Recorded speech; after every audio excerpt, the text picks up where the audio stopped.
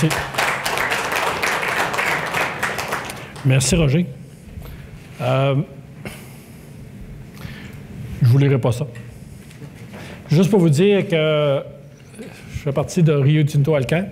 Nous, ce qu'on fait, plusieurs doivent le savoir, on fait de l'aluminium, partir de la bauxite aller jusqu'à l'aluminium. Puis, entre autres, on a différentes technologies, tant pour la production de la bauxite à l'alumine que de l'alumine à l'aluminium lui-même. Puis, on est propriétaire de certaines de ces technologies qu'on vend de par le monde. Puis, mon rôle consiste à couvrir les usines d'exploitation qu'on a au niveau de la fiabilité. Donc, mettre en place les meilleures pratiques, suivre leur implantation et les résultats. On a une coutume, nous, avec Rio Tinto, c'est de commencer par un partage sécurité. Donc, si vous permettez, je vais commencer avec ça.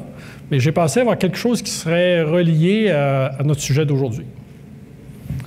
Ça, c'est une courbe qu'on utilise souvent. C'est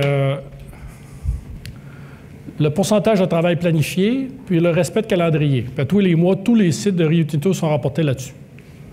Puis on a mis sur quelques usines, c'était en Australie qu'on a fait cet essai-là, les résultats en planification, en fait. Ça, la zone verte, c'est le domaine planifié, puis ici, en bleu, c'est le domaine fiabilité. De différencier, puis ça peut savoir qu'il y a quand même une certaine corrélation, c'est intéressant, de voir que dans le cheminement vers la fiabilité, il y a quand même un impact. Si je vais un petit peu plus loin, je vous donne un exemple type d'une de nos meilleures usines. Ça, c'est le cheminement vers le domaine fiabilité. Donc, la conclusion qu'on en tire, c'est sûr que la sécurité, ce n'est pas la fiabilité, ce n'est pas juste ça, mais c'est un ingrédient. Une usine qui est stable, une usine qui est actuellement en contrôle, automatiquement, les risques sont moins. On est mieux organisé, on est mieux planifié avec les travaux.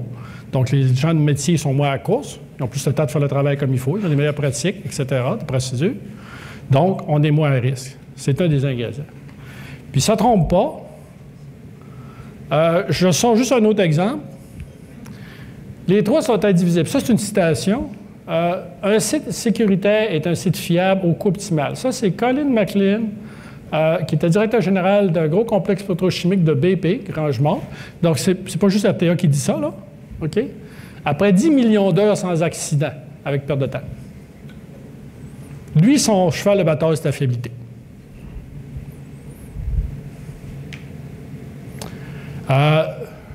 Comme le Roger l'a résumé en quelque sorte un peu ma carrière tout à l'heure, je veux juste que vous me placiez un peu là, de ce que j'ai. Moi, je suis principalement quelqu'un qui a passé sa vie dans l'usine. Donc, j'ai été autant ingénieur de plancher que superviseur, que chef de service, que directeur d'opération. Donc, j'ai passé ma vie soit être dans le technique, soit gestionnaire.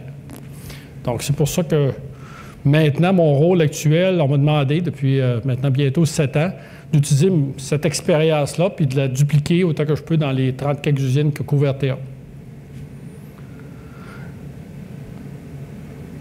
Première question.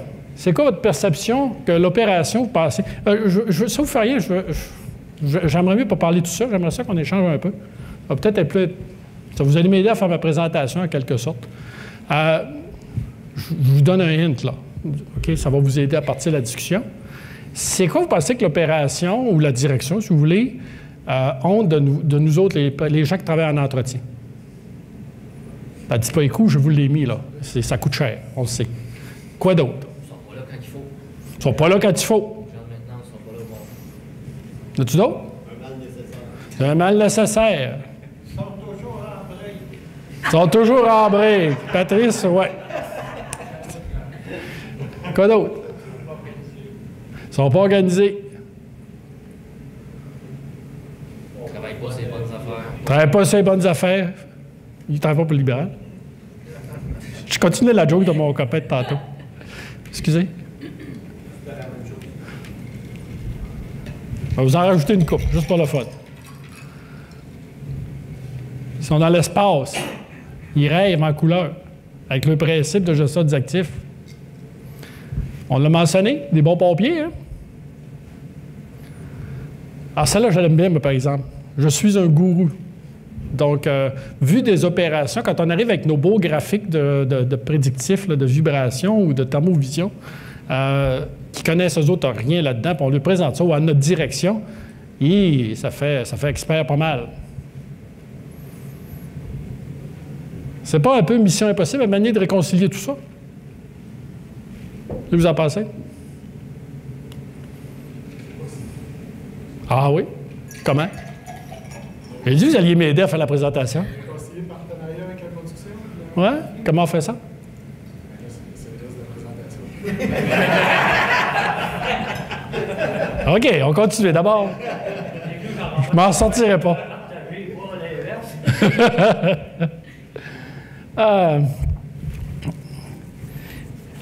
J'ai eu une question il y a quelques années assez troublante de quelqu'un de ressources humaines. Je sais que ça a à faire avec la fiabilité. C'était assez surprenant. C'est parce que, comme je vous ai décrit un petit peu mon background, c'était pas pour juste me flatter, là. C'est peut-être pour emmener à ça. À quelque part, il a dit, toutes les organisations que tu as été, vous avez des résultats de sécurité exceptionnels. Passer de fréquence de 12 à 0.8 en temps de 5 ans, des choses comme ça.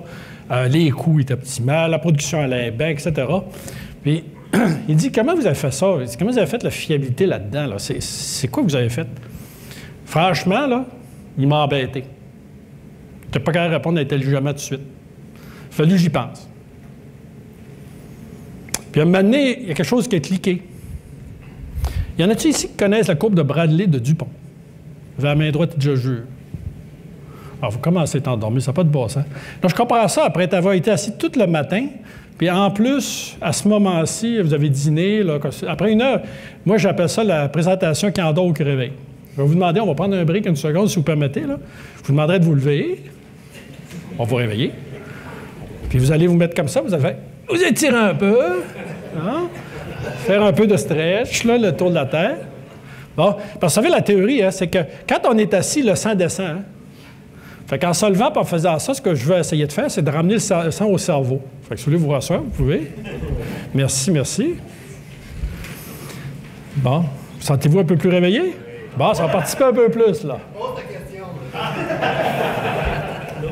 Je vais te donner tout de suite. Vas-y, ta réponse. Non, on dit oui, coupe de Bradley, je connais ça. OK. Qui connaît la coupe de Bradley? Levez la main, je le jure. Ah, il n'y en a rien qui a compris. On recommence. Ceux qui connaissent la coupe de Bradley, levez la main et... Bon, c'est important parce que tout le reste, c'est là-dessus. C'est elle, la courbe de Bradley. Sauf que ce que je me suis aperçu en réfléchissant, là, puis en regardant là, plusieurs sites, là, j'ai été en Australie pendant 5 ans, j'ai fait évoluer de niveau sécurité, fiabilité, gestion d'un bout à l'autre, jusqu'à un certain niveau. Je me suis aperçu que c'était les mêmes comportements comme gestionnaire que j'avais avec mon encadrement, comment je les mobilisais, que je sois en sécurité ou que je sois en fiabilité. Alors là, ça m'a fait tomber à terre. J'ai dit « Wow! » J'ai trouvé quelque chose d'intéressant, là. Puis le plus amusant, vous savez, l'automne dernier, au mois d'octobre, j'étais en train de faire une présentation analogue à Calgary. OK? Pour branche anglaise. Puis, il y avait des gens de Dupont dans la salle. Fait qu'ils ont vu ma courbe. Fait que là, après ça, quand je suis sorti, ils sont venus me voir tout de suite. Là, ils m'ont identifié comme Dupont, j'ai été inquiète un peu. Mais j'ai pourtant cité en bas, hein? C'était écrit courbe de Bradley. Ils m'ont regardé et ils ont dit, nous autres, on est en fiabilité. On travaille avec Dupont, on connaît bien la courbe, évidemment. On n'a jamais pensé à faire le lien. C'est brillant ce que vous avez fait. C'est vrai que ça se tient.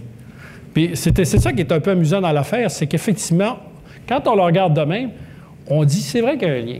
Fait que, on me dit toujours que quand il n'y en a pas de gestion des actifs, quand il n'y en a pas de planification, etc., on est en mode pompier. OK? Pouvez-vous me décrire un petit peu de quoi ça a l'air? Le vécu d'une usine qui est en mode feu, réactif. On attend que ça pète. On n'attend pas que ça pète. Tout le temps en train de répondre sur le radio parce que c'est tout le temps pété partout. C'est tout le temps pété partout.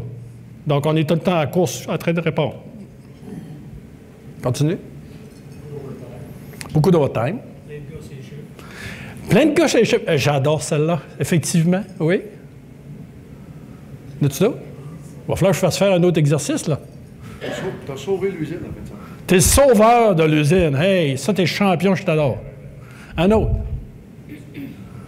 Stéphane? Une direction qui va être très, très souvent Et ça, pression court terme, micromanagement, souvent, il se rapproche du détail, etc. Budget variable. Budget coupé, variable, oui. Ce qui est intéressant sur la courbe de Bradley, juste pour la renforcer, là, c'est que j'ai un exemple d'une usine que j'ai vécue en France, que j'ai été gestionnaire, puis qu'on a fait, et c'est après que j'ai répondu à la question, je ne l'avais pas à l'époque, c'est après que j'ai fait le lien, c'est les résultats qu'on a eus en réduction du nombre de pannes. C'est assez frappant. Mais si vous reprenez notre courbe de Bradley, ici, on était les pompiers. Là, j'ai commencé, puis là, on va voir après ça les différentes étapes.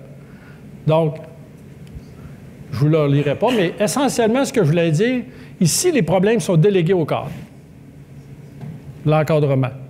Puis souvent, vous ramassez la situation où les employés, bien, ils font ce qu'on lui dit. Domaine planifié. J'ai triché, je vous l'ai montré. Vous n'avez pas vu. Prochain niveau, vous n'avez pas eu le temps. Prochain niveau, domaine planifié. OK, là, je vais vous expliquer d'autres choses. Une autre réalisation dans ma vie, c'est que, vous savez, c'est un peu comme les papillons dans la... Il y en a qui ont déjà entendu mon analogie, mais je l'aime trop, je veux la répéter. Pour moi, là, c'est un peu passé de là à chacun des domaines qu'il y a là comme un papillon. OK, avez-vous déjà, je vais vous demander de réfléchir un petit peu, d'imaginer une chenille. Une chenille, ça vit sur une feuille. On s'entend, d'habitude? Puis, avez-vous déjà pensé qu'une feuille, c'est 2 dimensions? La chenille est heureuse, elle est à 2 dimensions. En fait, sa petite vie. Mais un jour, la chenille va devenir chrysalide. Tout le monde sait ça. Puis, c'est que ça vient après ça. Puis, c'est que ça a de particularité, le papillon. Ça vole en 3 dimensions. Avez-vous déjà pensé que comment que le papillon essaierait d'expliquer à la chenille qu'est-ce que c'est une 3e dimension? La chenille, elle vit dans son monde à 2 dimensions. Tout ce qu'elle connaît sont 2 dimensions. Passer mon expérience, mon vécu, passer d'un domaine à l'autre, c'est la même chose. C'est un saut quantique, j'appelle ça. Puis c'est très difficile pour quelqu'un qui est dans un domaine supérieur d'expliquer ça à l'autre, puis l'autre, il a de la misère à comprendre ce qu'il veut dire. Il faut quasiment être comme un niveau au-dessus ou 2 niveaux au-dessus pour voir comment est-ce qu'eux autres se comportent ou parlent, pour voir quel niveau ils sont rendus vraiment. Bon, est-ce qu'on essaie de caractériser un peu le domaine planifié? On parle du feu, là on vient en contrôle, domaine planifié. Comment on caractériserait ça?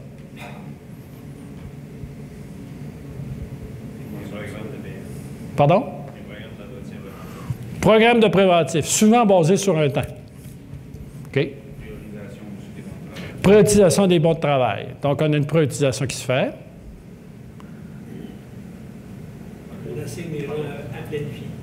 On assigne les gens. Donc, il y a un ordre qui est donné, une coordination. Stéphane? Organisation du travail. Donc, on est moins brou dans le toupette. Il y a plus de communication. As-tu d'autres? On essaie de transformer les urgences en des travaux planifiés, justement, pour attendre que les priorités. Ça, c'est un vrai commentaire très, très pertinent. Souvent, au début du domaine planifié ici, là, on va prendre des travaux qui avant étaient urgents, mais on va s'organiser pour les planifier. Très pertinent. Il y a encore une séparation de la production et la maintenance. Il y a encore une séparation de la production par la maintenance, chacun de son bord. Mais on essaie de travailler ensemble. OK? Là, encore là, vous l'avez fait, fait que je ne vous lirai pas. Mais essentiellement, ce que je veux que vous reteniez, c'est principalement orienté sur les cas d'accord. Donc ici, c'est des problèmes qui sont délégués. Mais ici, là, tout ce qu'on a dit, là, c'était des cadres qui le font marcher.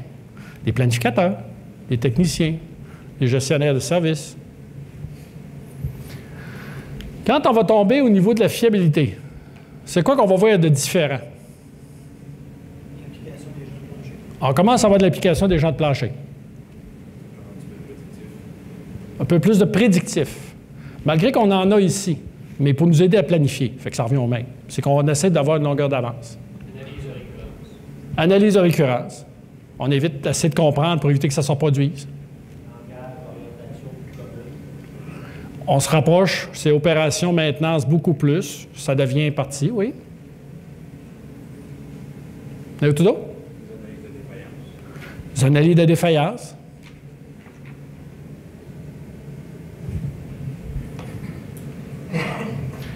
Puis là, ce que je veux vous retenir, vous pointez un peu, c'est que les hommes de métier résolvent des petites défaillances. On commence de plus en plus à employer, puis aussi on commence à avoir des notions de base de fiabilité. Donc les données de défaillance, des choses de même. Quand on va être rendu au niveau de classe mondiale, c'est quoi qu'on va voir? C'est l'organisation qui devient fiabilité. Là. Ça devient à tout le monde. Là. Autant l'entretien que fabrication que l'ingénierie que les achats, etc. Donc, tous sont commis à la fiabilité. Fait que ça ressemble à la sécurité. Dans cette zone-là de sécurité, c'est l'encadrement qui tient à la sécurité top-down. On y met du temps. On va parler de rituels du matin. Tout le monde doit être sur le plancher pour aller vérifier des actes de sécurité, mais c'est les cadres qui tiennent ça. Ici, on commence à impliquer les employés. Les employés commencent eux-mêmes à prendre soin de leur sécurité à eux. Puis ici, la sécurité est l'affaire de tous. Je continue mon analogie. Mais là, on va le faire maintenant. On recommence la même affaire, mais maintenant, on va se mettre du côté production. On change de bord. OK? C'est quoi que vit l'opération quand on évolue? Parce que là, j'imagine commencer à comprendre une chose, c'est que la fiabilité, ce n'est pas un objectif, ça ne s'atteint pas. C'est un cheminement. Pour ceux qui sont familiers avec le RCM, zéro panne, ça n'existe pas. Il y a une asymptote, on tend vers zéro panne, mais on ne l'atteint jamais. Même la navette spatiale n'est pas zéro panne. La preuve. La probabilité qu'il y a des failles, ils l'ont fait sauter une, effectivement. À la probabilité prévue, ça a été prouvé. Donc, le zéro panne n'existe pas. La fiabilité, le zéro, ça n'existe pas. On tend vers. Donc, c'est un cheminement. Puis un cheminement, qui dit cheminement, ça veut dire quoi? Ça, il ne va pas tout seul. Ça veut dire qu'on y va ensemble. Au début, on marche, puis après ça, on en emmène un autre, puis un autre, puis un autre, puis on est rendu à la fin, on est plein de monde. Ce qu'on disait tantôt. Donc, si on va maintenant, le point de vue de production là-dessus, de l'opération, on est dans le réactif, on recommence.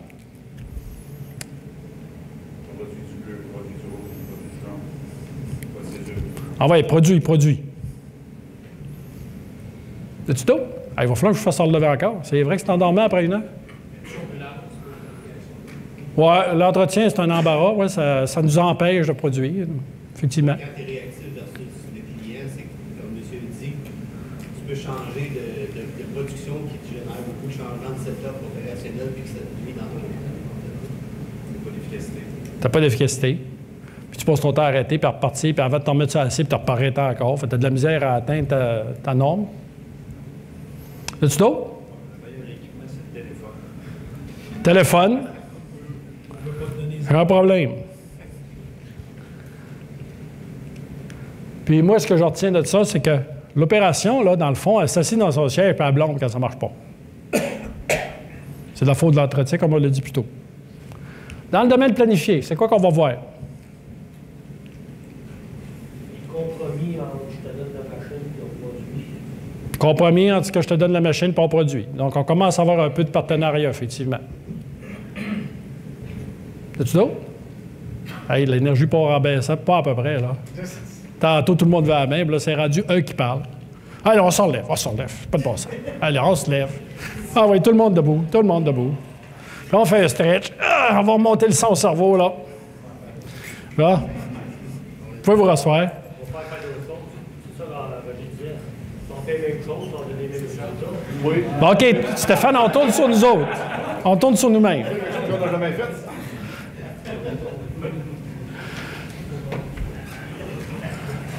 OK, domaine planifié. C'est qu'on voit pour l'opération. Comment il se voit? Comment ça se passe? Commence à bâtir des cédules. Commence à participer à bâtir des cédules. OK. Donc, commençons à avoir des contraintes. OK. Il accepte des contraintes parce que c'est un give and take. OK. Combien de temps tu penses que ça va tenir avant que ça lâche? Commence à demander, à avoir des attentes. Écoute, les tables là-bas, là, je n'entends pas partout, là. On demande des livrants, des traites ou des dents. C'est bon, OK. On commence à avoir des KPI. Tu commences en mode négociation. C'était pour vous réveiller. Ici, je ne vous ai pas entendu tellement, là. Oui, c'est lui notre Hein? Hein? Représentant syndical. Hein? Parlez en premier. Allez. Ah non, j'avais rien dit. OK. Donc, principalement orienté sur les corps d'accord. Même chose que tantôt. Mais on retrouve tout ce que vous avez dit. L'opération est impliquée dans la planification. Elle est impliquée. Le mot est important. On arrive dans le domaine fiable. C'est qu'on va voir de différent. Il y a une notion de criticité, mais ça, on l'avait déjà à planification. Oui, c'est que l'opération participe à la tendance de moins de bris et Oui. Donc, ils veulent participer. Là. Ils ne sont plus juste des spectateurs, ils ne sont plus juste des partenaires, ils rentrent dedans. Ça devient le leur. OK, on continue? On commence à mesurer la disponibilité de TRG. Ça intéresse à... Ils commencent à s'intéresser à ce que ça peut leur apporter, ce que Roger avait dit un peu plus tôt. OK. Les opérateurs commencent à prendre quelques décisions de fiabilité. Parfait. On envoie une notion de propriété. Malgré qu'on commence à l'avoir un petit peu à planification, mais elle est plus vraie là. Là-bas, ils sont tranquilles, là. T'as un petit peu, Alain. Là-bas, là. La production va aviser la maintenance eux-mêmes qui vont penser que le problème peut survenir. La production va anticiper. On va être un peu plus en avance. Là-bas, vous êtes tranquille. Plus d'intervenants. OK. Alain, tu avais un point? C'est la fabrication qui génère des bons travail en leur partie. Oui. Donc, c'est vraiment plus une participation active. Fait qu'on voit qu'il y a une évolution de la mentalité. Hein? C'est ça que je vais vous faire venir, là. Tranquillement. On entend souvent parler de le partenariat opération-entretien, puis c'est ici surtout qu'on décrit, là. Puis des fois, on va toucher un petit peu ici. Mais là, tu vas voir vraiment plus l'opération à des attentes de sa fiabilité. Les opérateurs, on l'a dit tantôt, là, vont être impliqués là, avec du TPM, là, un petit peu de TPM. L'opération est impliquée et demande des analyses de fiabilité, ce que vous avez dit. Donc, vous l'avez bien couvert. Dernier niveau, au niveau World Class, qu'est-ce qu'on s'attendrait de voir? On va peut-être plus travailler en aval, le plus tôt possible pour prolonger. En amont. En amont. Pour prolonger la durée de vie. On parle d'augmenter la durée de vie. Oui, oui, oui, oui. Oui, oui. Comme ça. Plus de travail d'équipe, ingénierie, production, sur Oui. Tout le monde travaille ensemble pour la fiabilité. Oui. Si je me fie à ce que Roger dit, la production s'approprie la fiabilité, puis les fiabilistes deviennent des experts consultants. J'aime bien ça. L'opération s'approprie la fiabilité, puis les ingénieurs fiabilistes deviennent un support consultant. OK. On va faire un petit bout. Ce que tu viens de dire. Ce que tu viens juste de dire. L'opération prend en charge la fiabilité. Puis là, on va avoir des choses comme fiabilisation est une valeur dans l'entreprise. Toutes les fonctions sont challengées, on l'a dit. La fiabilité est une partie intégrale du cycle de vie de l'équipement. On a une confiance légitime et une attention aux soins de l'équipement. Une culture de rapport ouverte et sans jugement. C'est un autre monde, là. On a une fierté dans l'organisation. C'est flagrant. Puis à la fin, il y a une croyance dans le rituel qui supporte l'amélioration continue. Donc, on sait que ce n'est pas une fin en soi, fiabilité. Il faut toujours travailler dessus, toujours, toujours, toujours. Ne fût-ce qu'en pensant que les équipements vont vieillir, qu'on va changer les standards de production. Le monde change. Il y a plein de choses qui changent. Donc, il ne faut jamais prendre ça pour acquis. Question. Oui. Sans vouloir vous mettre en boîte, là, où est-ce que Rio Tinto se situe en général dans la cour de pratique au niveau de... Je ne parlais pas RTA, je ne peux pas parler pour Rio Tinto, mais pour RTA, là, j'ai à peu près 4 usines ici, une majorité ici, puis il en reste une là, elle est en Europe. J'ai un graphe qui montre où ce que sont, dans une carte du monde, là, à tous les mois, je montre à peu près où ce que sont tout le monde.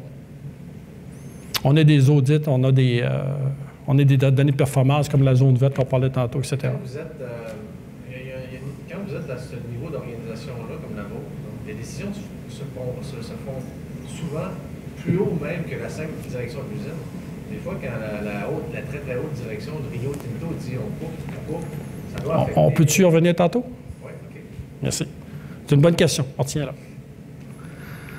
Puis la conclusion ici, c'est que la fiabilité doit devenir l'affaire de tous. OK? Là, je vais mettre les deux ensemble, les deux courbes ensemble. OK? J'appelle ça l'appropriation.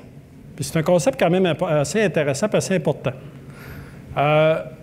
Au fur et à mesure qu'on avance dans la fiabilisation, l'appropriation, on l'a discuté tantôt intuitivement, on dit à un moment donné, au début, c'est l'entretien qui s'en occupe, là. Puis à la fin, on dit, bien, c'est l'opération. Fait que l'entretien, en fait, ça diminue. Puis ce qui est intéressant, c'est que, OK, on passe, c'est un leadership de maintenance au départ. Okay, c'est rare, je n'ai pas vu souvent de cas où que l'opération, à moins que quelqu'un l'ait déjà fait ailleurs, je l'ai vu des fois, mais s'il ne l'avait pas déjà vu ailleurs, il va prendre le leadership de commencer la fiabilité. OK? Par contre, l'opération, c'est graduel, l'implication. De plus en plus forte. Ce qui fait qu'il y a comme un phénomène de transfert d'appropriation qui se produit autour du domaine fiabilité. Puis là, on l'a mentionné comme il faut tantôt, on vient avec un ownership, une appropriation de l'opération, beaucoup plus forte vers les domaines plus avancés, fiabilité ou Atlas. Donc, on retrouve des concepts de base, comme l'alignement avec les plans de production, domaine planifié, s'entendre sur priorité, domaine planifié, mais on va avoir soins propreté de l'équipement par les opérateurs, on commence à toucher à la fiabilité, puis partage du préventif avec les opérateurs, ça commence avec la fiabilité. Puis là, je vais vous donner un commercial. Je me suis fait demander un jour par un président ou un vice-président opération d'une région, moi, là, chez Hâte, là, on est ici, là, mais je voudrais aller là tout de suite. Qu'est-ce qu'a été ma réponse, vous pensez? Impossible. Absolument impossible. C'est comme un bébé qui est en train de crawler à la terre, puis quand il dit « commence à courir ». Oublie ça, là. Il faut qu'il commence par marcher à quelque part entre les deux, là. OK, tenir les mains, puis essayer d'apprendre à marcher. Il y a les bases, le jeu de base, moi j'appelle, il faut qu'il soit appris. Après, on peut commencer à avancer plus vite. Comment? Là, je reviens. On m'avait dit, un de mes collègues là-bas m'avait dit, il faudrait que tu mettes ça un peu humoristique, c'est plus drôle. Fait que j'ai pensé, je vais mettre une coupe de... Ça, c'est leadership de la maintenance. Ça, c'est le gars d'opération, évidemment. La réaction qu'il va avoir. Ça ne marchera jamais. Quand on arrive, on veut vendre la fiabilité ou la gestion des actifs aux gens de production au début, on en a parlé un petit peu avant le dîner, c'est souvent la réaction qu'on a. Le gars peut arriver et dit « Ouais, moi, je suis là pour produire. Hein. »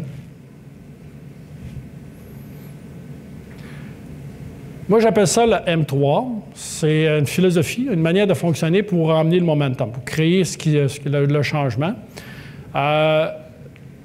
Première chose, il faut générer un momentum. Momentum, ça veut dire un mouvement, quelque chose qui évolue, qui va nous permettre de mobiliser l'organisation. Puis éventuellement, il faut mesurer qu'on avance. Bon, comment on fait ça? Tiens, je vais vous poser la question. Comment vous feriez ça? Comment est-ce qu'on fait ça pour créer un momentum, mobiliser une organisation?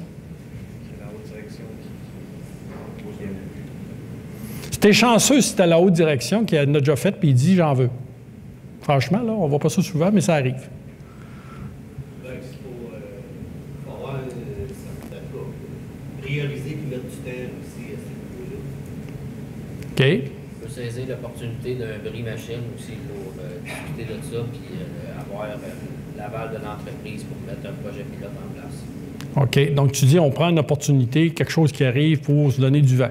OK, retiens ça, parce que je vais revenir là-dessus.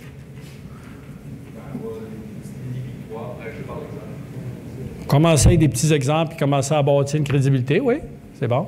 On prend les souffrances ou les difficultés dans l'organisation pour s'assurer de présenter quoi qui va supporter les objectifs. Oui, c'est un point. Ce matin, ça a été mentionné. Comment est-ce qu'on se met en phase avec les opérations? Puis Stéphane l'amène dans le bon sens. Il faut commencer par écouter. Je vais revenir là-dessus, mais il faut commencer à l'avoir à l'esprit. Je vais continuer parce qu'on prend un peu d'avance. Je vais vous dire, il faut essayer justement d'aller à une vitesse qu'on est capable de marcher. Le principe du A. Vous êtes-vous déjà demandé pourquoi une organisation, ça n'avance pas? C'est-à-dire qu'on pense qu'ils devraient faire ça, aller jusque-là pour n'importe quoi, sécurité, fiabilité, n'importe quoi, puis ça ne saute pas en avant. Puis on a bien de la misère des fois à convaincre. En fait, c'est très simple. De la part des gens ou du gestionnaire, c'est le manque d'ambition, de ressources ou de temps. Ou n'importe quelle combinaison d'eux autres. À partir du moment où vous avez un gestionnaire, quel que soit le gestionnaire ou un ingénieur qui veut, qui a les ressources qu'il a besoin, pas obligé d'avoir la grosse Cadillac, mais il y a au moins ce qu'il faut pour fonctionner. Puis il va prendre le temps qu'il faut, il va l'ajuster en conséquence. Comme les projets, si tu as moins de ressources, ça prend plus de temps, c'est tout. Mais tu vas te rendre. Puis je reviens à ce qu'Alain disait tantôt. La première chose, moi, que je fais quand j'arrive dans une organisation, je le fais des fois sans que ça paraisse, je le fais dans ma tête, mais c'est la première chose que je fais, je me fais une cartographie du monde. J'essaie d'évaluer la situation. Parce que je ne suis pas capable de fonctionner, je n'ai pas une idée c'est quoi actuellement la dynamique, c'est qui ils sont là, où est-ce qu'ils sont rendus dans leur tête. Fait que dans la gestion du changement, on apprend qu'une cartographie, la première chose, il y a des gens qui sont neutres, qui aillent d'un bord ou de l'autre, ça ne les dérange pas. Il y en a qui sont carrément contre. Des fois, ils vont faire ça de la tête, mais ils vont tout faire pour vous tirer, aussitôt que vous allez arriver avec un argument. Il y en a qui sont supportants, puis il y en a qui sont commis. OK? Donc, la différence que je fais entre le supportant et le commis, c'est, vous avez ça. Est-ce qu'il y en a qui ont déjà entendu parler de l'exemple dans le déjeuner, le petit déjeuner, l'œuf et le bacon? Juste pour savoir ceux qui l'ont, ça vaut la peine de le dire. OK. Il y en a ceux qui ne l'ont pas entendu, je le dise. J'adore cette comparaison-là. C'est parce que, vous savez, quand on mange un petit déjeuner avec bacon et œufs, la poule est supportante. Le cochon, il est commis. Tout le monde la comprend? Si vous ne comprenez pas, levez la main, je vous rappelle, je vous l'explique. Je me demandais si quelqu'un allait dire. Vraiment? Non. OK. Le cochon, là, il est commis parce qu'il faut le couper dans le muscle pour avoir du bacon. La poule, ça ne fait pas grand mal. Fait qu'en toute fin pratique, quand un gestionnaire te dit « Bon, ben, si tu as besoin de ressources, dis-moi les », il est supportant. Si le gestionnaire dit « Hey, qu'est-ce que je peux faire pour t'aider? Je peux-tu aller à ton meeting? » J'embarque. Il est commis. Puis c'est très important comme distinction. Parce que ça va vous dire qui va tirer avec vous autres versus qui va être... Si vous avez besoin d'aide, il va être là, mais attendez-vous pas à plus que ça. Ceux qui sont neutres, puis ceux qui vont vous tirer aussitôt qu'il y a une chance. Ça donne quelque chose comme ça en cartographie. Ça, c'est une organisation, là. Puis là, tu commences à dire, OK, lui est là, lui est là, lui est là, lui est là, lui est là. OK, vert étant commis, bleu étant neutre, rouge est contre. Puis là, tu vas te dire, il y a des gens que ça ne me dérange pas trop s'il est contre parce que ça ne m'empêchera pas de fonctionner. Mais il y en a d'autres que s'il n'est pas plus fort que ça, là, j'ai besoin de quelqu'un, un de ces deux-là, qui soit plus dans le côté commis. Fait que qu'est-ce que tu fais avec ça dans ce moment-là? Qu'est-ce que vous faites avec ça?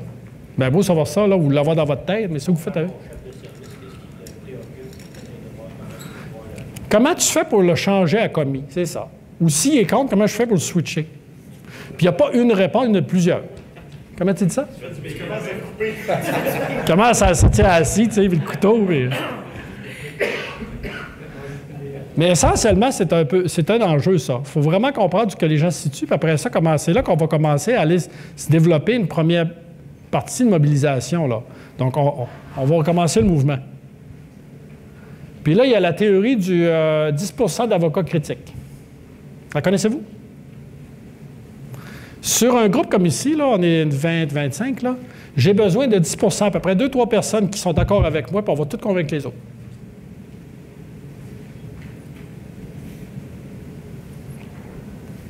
Ça marche à tout coup. Donc, vous avez une organisation, soit vous le prenez dans un secteur avec 10-20 employés, OK, vous avez besoin d'à peu près 2 employés, qui, eux, vont être commis, on s'entend sur les termes, ils vont embarquer avec vous autres, puis ils vont dire la même chose que vous autres, puis ils vont le renforcer sans arrêt avec le chum. La réalité, c'est qu'après ça, hop, c'est pas bon. Après ça, il y en a une partie qui est neutre, mais la moitié des neutres ici, là, eux autres, là, ce qu'ils attendent, là vous arrivez à 50 %, Ce qu'ils attendent, c'est de voir quel bord le vent va prendre. Fait que si, avec votre 10% ici, vous êtes convaincu que c'est par là qu'on va aller, ils vont embarquer avec vous autres. Tout de suite.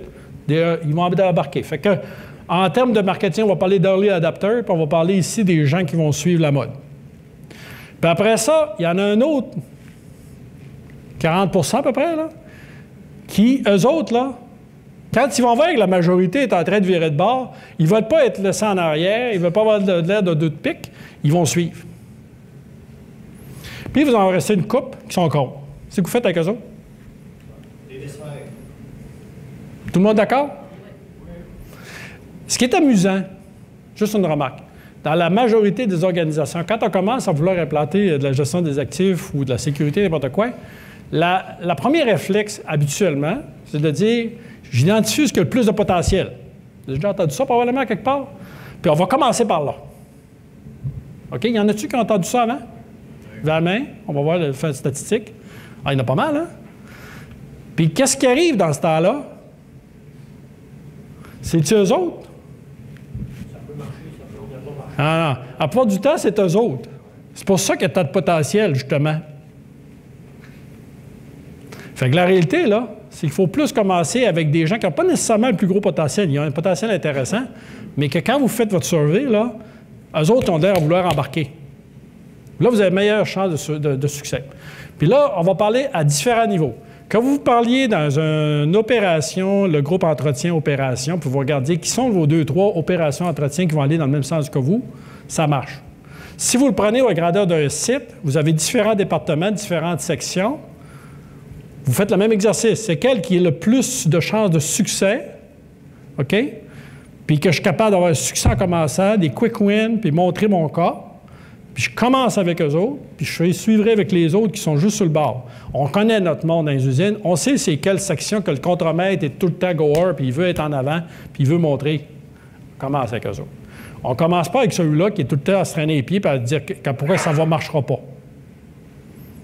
OK? Vous l'avez dit tantôt intuitivement, mais dans la réalité, c'est souvent pas ce qu'on fait. Je ne dis pas que vous ne faites pas ça, mais souvent j'ai vu ça. En conclusion, il faut commencer par comprendre le niveau. C'est quoi la situation actuelle? Pousser ou tirer? Moi, je dis toujours qu'il faut passer en judo. Si le gars de production, j'en entendais un tantôt qui posait le commentaire, il dit ça brise tout le temps. C'est toi, je pense qu'il a dit ça. Ça brise tout le temps. Oui, ça brise tout le temps. Je dis pas non. Oui, ça brise tout le temps. C'est qu'on peut faire. C'est quoi qui brise tout le temps? Dis-moi là, on va travailler ensemble pour le réparer. Tu vas dans le même sens. Puis, dépendant des gens en place, il faut changer de style de leadership. On ne peut pas toujours être le même. OK? Donc, mon expérience de gestionnaire pour la majorité de ma vie, là, il y a des fois qu'il faut dire aux gens, c'est ça, tu fais. Parce qu'il ne sait pas. Fait que si on attend qu'il, par autodétermination, ils nous disent quoi faire, il ne sait pas. Un jour, il faut y monter. Fais-le une fois, tu me croiras quand tu l'auras fait, ça marche, tu vas le voir. Il y a des fois qu'il faut impliquer. OK, on fait ça en table ronde, puis on va regarder ensemble comment ça se fait, puis on va partir ensemble. Puis il y a des fois qu'il faut coacher. La personne est assez mature que tout ce qu'on a fait, c'est aller en ligne. Mon expérience, c'est qu'il faut s'ajuster dépendant de notre situation, des différents intervenants. Et finalement, penser win-win-win. Il y a assez d'argent, il y a assez de valeur pour tout le monde. Tout le monde va y trouver son gain. Fait que ça ne sert à rien d'essayer de couper les uns en quatre et de dire, bien, écoute, la valeur sur l'amélioration de la production de la machine X et de X millions, puis on va en séparer, tout le monde va l'emmener au côté de l'entretien, mais il y en a aussi au BI, puis il y en a aussi à la production. Tout le monde a son mérite là-dedans.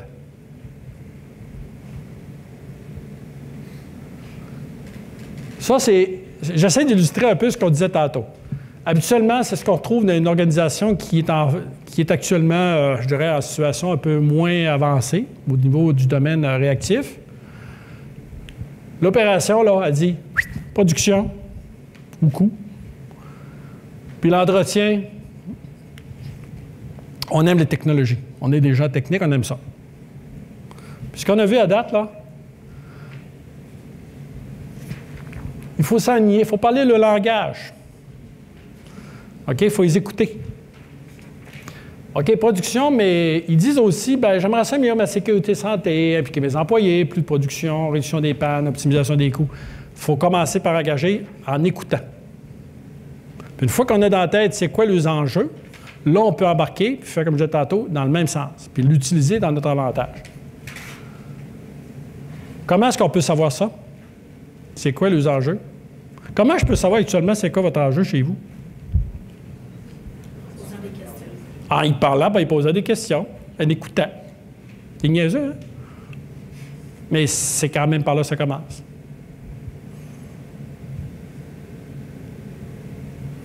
L'autre chose, il ne faut pas seulement écouter, il faut entendre. Si vous arrivez avec votre réponse, puis essayez de le convaincre que vous avez raison, c'est que vous pensez qu'on appelle ça un dialogue? Pardon? Un dialogue de saut. C'est un monologue, hein? Puis penses-tu qu'on va avoir beaucoup d'impact sur la personne? Penses-tu qu'ils vont embarquer avec nous autres? Pas vraiment, hein? Moi, j'aime bien ça. Un de mes patrons était un marin. Il faisait du voilier, puis pour sa retraite, il s'achetait un gros voilier, puis il va partir plusieurs années, apparemment. Puis j'ai appris quelque chose de majeur, de fondamental avec lui. Un bon marin, là, puis la vie, la gestion des actifs ou autre chose, ça suit un peu comme à faire du bateau. Moi, j'ai vécu dans mon poste actuel. Je ne parle même pas sur 30 ans, je parle sur les dernières 5, 6, 7 ans, là. Compagnie achetée par un autre. Changement de direction, 2-3 fois. Donc, chacun arrive avec son orientation, là, puis on parle de haute direction. Puis 2 crises économiques. Comment est-ce qu'on fait pour continuer à avancer en gestion des actifs quand ça arrive des affaires de même? Ce n'est pas des petites distractions. En 2009, ce n'était pas négligeable. Là. On commençait le programme de fiabilité avec RTA. On a commencé en 2007-2008. On est en 2009, crash économique. Vous pouvez imaginer le paquet de monde qui m'avait fait confiance et s'était engagé. On a eu un appel conférence, puis tout le monde était inquiet. C'est quoi notre avenir? Là? C'est quoi que vous pensez que je leur ai dit?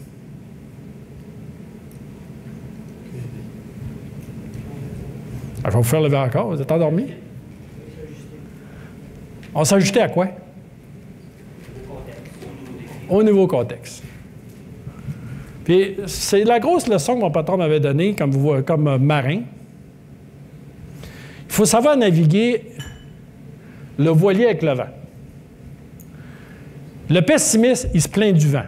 Quand on va dans les organisations et que les gens disent « j'arrive pas à vendre mes idées à la gestion d'entretien, blablabla », c'est un peu pessimiste. On se plaint que le vent n'est pas dans le sens qu'on voudrait. L'optimiste, bien, il espère que le vent va changer. En un moment donné, là, on va avoir la pression, puis ils vont vouloir, là, on va les convaincre. La direction pousseront bien. Puis le réaliste qu'il fait, là, tantôt ils l'ont dit, c'est « t'ajustes tes voiles ». Tu vois à quel bord que le vent prend, là? Tu l'ajustes. Crise économique, c'est quoi qui préoccupe dans ce temps-là? Les coûts. Fait qu'on va s'organiser pour que la fiabilité nous amène à réduire nos coûts. Quand la production augmente, c'est quoi qu'ils veulent? Des tonnes. On se réajuste, puis là, on va montrer qu'on peut monter des tonnes. Fait qu'est-ce que vous pensez qui arrive? Allez voir vos patrons, vous dites, bien écoute, ton enjeu principal, toi, actuellement, c'est ça, mais si on faisait la fiabilité, ça permettrait de t'aider à faire ça, puis pas mal. Regarde, je peux te le montrer. Vous pensez qu'il va arriver? Vous allez devenir tout d'un coup dans son radar. Moi, j'appelle ça. Puis plus vous allez lui montrer qu'il a raison, avec vous commencez avec un petit succès, puis plus il va être intéressé, puis plus il va dire, ben, c'est ça que je veux. Puis là, il va devenir supportant. Mon apprentissage. Et pourquoi je suis un fan de Thomas Edison? Savez-vous pourquoi? Thomas Edison, il a dit une chose que j'ai toujours trouvé admirable. Vous savez, nos ampoules électriques. Il a trouvé 999 façons qui ne marchaient pas avant d'en trouver une qui marche. Tu l'as catché? Et ma carrière, c'est à peu près de même, je peux en résumer. J'ai trouvé 999 choses qui ne marchent pas en gestion des actifs, en haute, puis j'apprends de mes erreurs. Donc, je vais vous partager quelques-unes de mes apprentissages, à partir de mes erreurs. Donc, on essaye de convaincre l'opération avant de commencer à avoir un programme global. On pourrait lire aussi, essayer de convaincre la direction. La réalité que j'ai vécue avec le temps que j'ai compris, là, c'est très difficile de convaincre quelqu'un qui ne veut pas être convaincu. Je n'ai pas encore été capable. Je ne suis pas assez convaincant. Donc, c'est sûr que je manque de talent ou c'est pas tout à fait ça. Il vaut mieux commencer avec des petits succès sous notre contrôle, puis commencer à partir de là à se bâtir une crédibilité puis créer de l'appétit. Regardez ce que je venais de dire il y a 2 minutes. Si la préoccupation, c'est X et les coûts, on en fait un petit coin, puis il y en a une couple qui a suggéré ça un peu plus tôt. On se fait un petit pilote à une place, on le fait marcher, on le publicise, on le fait voir aux gens qu'on veut convaincre, on dit « Regarde, ça marche ». Puis là, on va dans son sens, là. Une autre erreur. On a nettement amélioré la performance et les coûts des équipements. Bon, les gens d'entretien disent hey, « on est bon, c'est amélioré, là ». Souvent, la réalité, c'est que pour l'opération, il n'y a rien de changé dans sa vie de tous les jours. Puis non, ils ne savent pas ce qu'on fait. J'ai trop souvent entendu dire « Oui, mais ils savent bien la direction, ils savent bien les opérations, ce qu'on fait. On fait une bonne job, ils savent bien. » Si vous ne le dites pas, là, désolé, là, tout ce qu'ils savent, c'est que ça marche puis ça ne marche pas. Ils s'aperçoivent que ça ne marche pas, par exemple. La question de point de vue, c'est une question de point de vue. Donc, il faut savoir écouter, montrer les bons coups et éduquer. Fait que l'exemple tantôt, c'était toi, je pense, qui disait que vous en faites un, puis après ça, on le montre, puis on éduque avec ça, là. C'est ça. J'ai le même apprentissage. Un autre, puis là, j'ai rien contre les consultants, là. C'est au contraire, je les encourage, mais il faut juste faire attention à la manière qu'on les utilise. Assumer qu'un cadre seul ou un consultant, on va lui donner le mandat de la gestion des actifs, puis il va le faire tout seul comme un grand, puis ça va marcher tout seul avec un goût de baguette magique. Là, ça y est, ça ne marche pas. Pas parce qu'il n'était pas bon. C'est parce que les gens de l'usine, tant opération qu'entretien, ils se sentent sur le côté, puis ils disent, bien, la vague va passer. Le consultant va faire son show, là, puis après ça, il va partir, puis on va revenir comme avant. On ne s'en sort pas. On ne peut pas sous-traiter l'implication des employés. Il faut qu'ils s'impliquent. Fait que si on fait un essai, il faut que les principaux joueurs s'impliquent, ceux qu'on a besoin. Puis, une des choses que j'ai appris aussi, c'est que dans tout groupe, il y a un leader naturel. Vous avez souvent le superviseur, mais vous avez le leader naturel. Ce n'est pas nécessairement la même personne. Des fois, ça l'est, des fois pas. Fait qu'il faut être sensible à ça. Puis celui-là qu'il faut convaincre dans ce temps-là, c'est le leader naturel. C'est pour ça que c'est si important d'identifier vite. Est-ce que je peux être Oui. Leader naturel peut être leader positif ou négatif. Oui. Puis tout à l'heure, vous avez dit, le monde négatif, on est mieux de pas trop s'en occuper. Fait que si ton leader négatif, tu l'ignores puis tu te concentres sur autre chose. Moi, je ne commencerai même pas avec cette équipe-là. Okay. Parce qu'il y a des bonnes chances qu'ils soient de ceux-là qu'on a de la misère à convaincre en partant. Okay. Je commencerai avec une que l'ensemble de l'équipe est positive et qui habituellement est représentative d'un leader naturel positif. Okay. Souvent, c'est là qu'on les retrouve. Parce que souvent, l'équipe, là, quelle qu'elle soit, va refléter l'atmosphère que le leader amène. Si je peux exprimer ça de même. Donc, le leader négatif, lui, habituellement, si on le regarde de loin, cette équipe-là, là, ça ne va pas de bien, il chiale tout le temps, etc. J'en avais une quand j'étais dans l'Ouest canadien avec le surintendant ou le chef de service.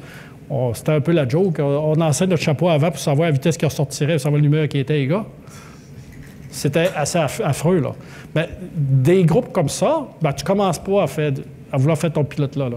Tu vas commencer le groupe qui est de bonne humeur, content de te voir, puis il dit « Écoute, on peut-tu s'impliquer? » Puis tu vois un peu. Puis souvent, c'est grâce à une idée naturelle. Il est là, puis eux autres, ils parlent entre eux autres après. Là. Puis ils lui disent « Ça a du bon sens, on va embarquer. » Puis... Excuse-moi, j'ai reviré la question de bord, mais... C'est bon. Il faut les bénéfices. Les bénéfices. Les bénéfices, c'est très simple. On dit toujours, je prouverai plus tard que ça vaut ça, qu'on a fait de la valeur, qu'on a fait de l'argent. Vous avez déjà entendu ça, hein? On le fera un peu plus tard. La réalité, là, c'est que souvent, en entretien, surtout, on n'est pas très bon à définir les bénéfices qu'on fait. On est bon pour montrer qu'on n'est pas bon, donc les coûts sont trop hauts. On est bon pour montrer qu'on perd de la production. OK? C'est grâce à nous autres si on perd de la production. Donc, côté bénéfice, là, c'est pas naturel. Fait que ce qu'on fait, là, on pousse ça plus tard. Mais quand on arrive plus tard, on n'a plus l'information de départ. Donc, on l'a oublié. OK? Mon véhicule, il faut définir tout de suite comment faire pour mesurer la valeur, soit le coût évité, soit la réduction de coût d'entretien, soit la production qui augmente, soit la qualité, etc. Puis à partir du premier jour, avoir un registre, puis commencer à le monter. Puis cumuler ça au travers du temps. Puis c'est pas facile de convaincre qu'il faut mesurer la valeur à l'entretien, puis s'entendre avec la production et surtout les contrôleurs financiers sur ce qu'on a rapporté. Parce que là, on a tout le choix de la gamme, là, de la palette, entre le contrôleur qui dit que ce n'est pas un vrai bénéfice, puis l'autre côté qui dit, bien, c'est moi l'opération qui l'a faite, ou c'est le BI qui l'a fait, le Six Sigma. Je termine avec 2 petits cartons. Sur la planification stratégique, excusez-moi, je n'ai pas le temps de le traduire. Fait que, est-ce que tout le monde lit l'anglais aussi, ou je serais mieux de le traduire en... Je vous laisse le lire. J'aime bien Dilbert, hein? Mais ça reflète tellement bien ce qu'on fait. Puis ça, c'est la fiabilité avec le gros bon sens.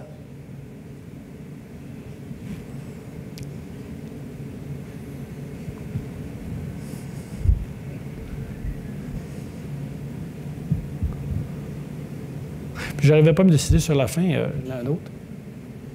Comment on sait quand on prêche la fiabilité? Des fois, là, ça c'est moi, ça passe là, c'est une photo de moi. Ça, c'est un désert.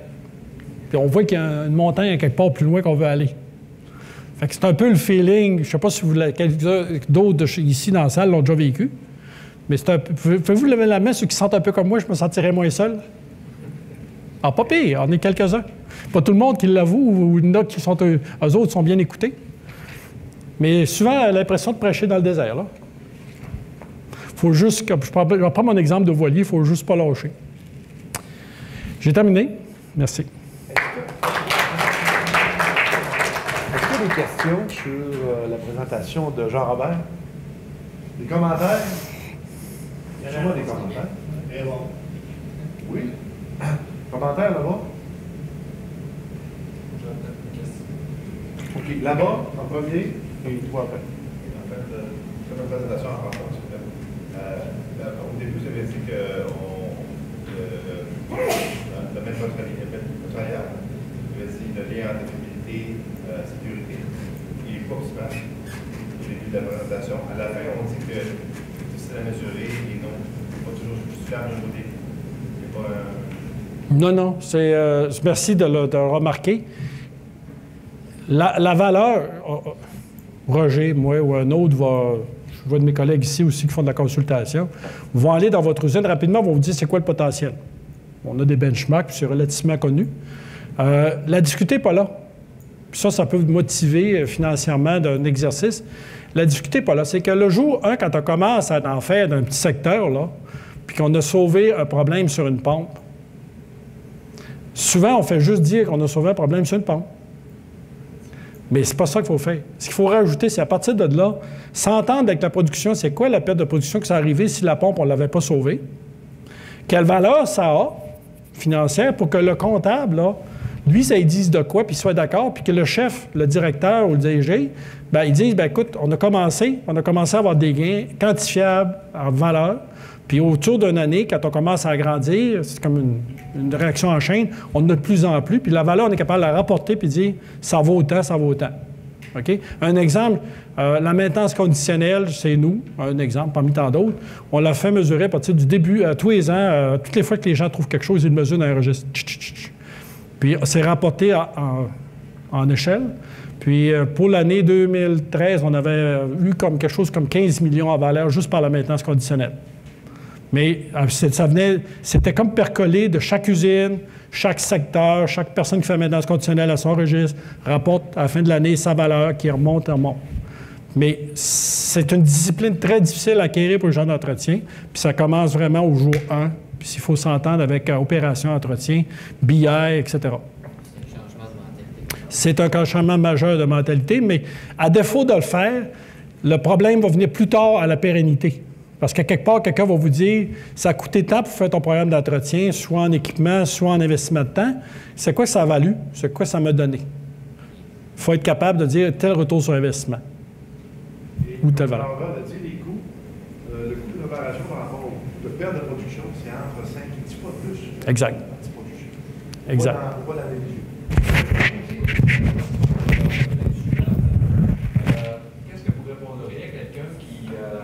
qui interpréterait plus cette mesure-là comme de la gestion silo ou de l'individualisme.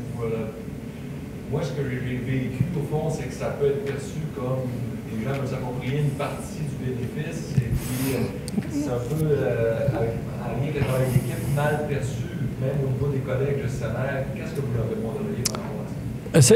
C'est un risque réel. C'est pour ça, tantôt, je disais, il ne faut pas juste s'entendre entre les gens d'entretien, mais il faut aussi parler aux comptables, il faut parler avec les gens de production BI, parce que souvent, si vous avez de l'amélioration continue dans le coin, ils vont vouloir avoir le part du gâteau.